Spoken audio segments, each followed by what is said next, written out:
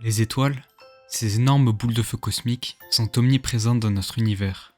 On estime qu'il y en aurait entre 200 et 400 milliards rien que dans notre galaxie, et il en existerait 10 puissance 23 dans l'univers, soit 1 quadrillion ou 1 million de milliards de milliards. Bien sûr, ce chiffre reste très théorique, et il semble que ce nombre ne cesse d'augmenter au fil des découvertes. Aucune étoile n'est éternelle et toutes les étoiles que vous observez lors d'une nuit étoilée sont nées un jour. Chacune d'entre elles possède un berceau situé dans ce qu'on appelle des nuages de gaz et de poussière interstellaires, de gigantesques structures où toutes les nouvelles étoiles voient le jour. Chaque jour, plus de 10 milliards d'étoiles naissent et illuminent l'obscurité de l'espace. Le Soleil, lui, a vu le jour il y a environ 4,5 milliards d'années, en formant avec lui le système solaire et notre planète. La naissance d'une étoile est un processus qui nécessite beaucoup de temps, car celle-ci peut s'étendre sur des milliers d'années comme ça a été le cas pour le Soleil, voire des millions d'années pour les plus grandes, qui ont mis plusieurs dizaines de millions d'années à se former. Les étoiles se forment en groupe et tout commence à l'intérieur des nuages de gaz et de poussière très froids que l'on appelle nuages moléculaires, ou bien des nébuleuses, des restes d'étoiles mortes, qui contribuent à donner naissance aux nouvelles étoiles. Ceux-ci sont majoritairement composés d'hydrogène et d'hélium, les deux éléments essentiels qui constituent les étoiles. Les nuages moléculaires sont aussi très grands, allant de 15 à 600 années-lumière, et possédant une masse entre 10 000 et 10 millions de masses solaires. Ils devraient donc s'effondrer sur eux-mêmes à cause de l'immense force de gravité qui règne, mais plusieurs facteurs qui contrebalancent cette force de gravité font qu'ils peuvent rester stables pendant plusieurs millions d'années. D'abord, les étoiles qui sont situées proches du nuage peuvent permettre de le réchauffer. Plus les particules des gaz sont chauds, plus il s'agite et crée du mouvement, ce qui permet de créer une pression qui vient s'opposer à la gravité et permet d'empêcher l'effondrement du nuage. Le nuage est également naturellement en mouvement, créant une force centrifuge. Comme lorsque vous êtes dans un manège qui tourne, vous subissez une force qui tend à vous expulser vers l'extérieur. Cela permet aux particules de ne pas tomber vers le centre du nuage. Enfin, le champ magnétique présent naturellement dans le milieu interstellaire contribue à la stabilité du nuage.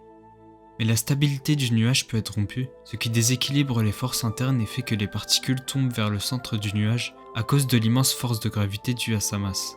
C'est ce qu'on appelle l'effondrement gravitationnel. Ceci peut être causé par plusieurs événements cosmiques, comme par exemple l'explosion d'une étoile proche, plus connue sous le nom de supernova. Les supernovas sont des phénomènes qui libèrent des ondes de choc très puissantes qui peuvent parcourir de très longues distances dans l'espace. Lorsqu'elles passent dans un nuage moléculaire, elles provoquent une compression des molécules et peuvent donc provoquer l'effondrement du nuage. Selon les scientifiques, c'est le scénario qui sera à l'origine de la formation du Soleil. Enfin, notre galaxie n'a pas une répartition uniforme de la matière, ce qui fait que certaines régions sont plus denses que d'autres. Lorsqu'un nuage moléculaire traverse une zone de haute densité, cela peut rompre l'équilibre des forces et provoquer l'effondrement gravitationnel. D'autres causes plus rares existent, mais celles-là sont les principales et les plus fréquentes.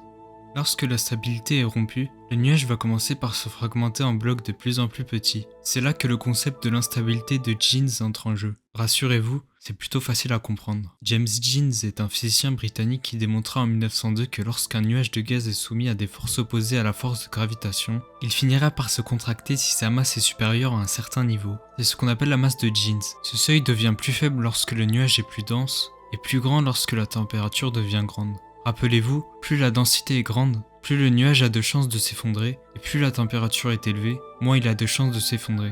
On peut donc dire que plus un nuage est froid et dense, plus il a de chances de se contracter.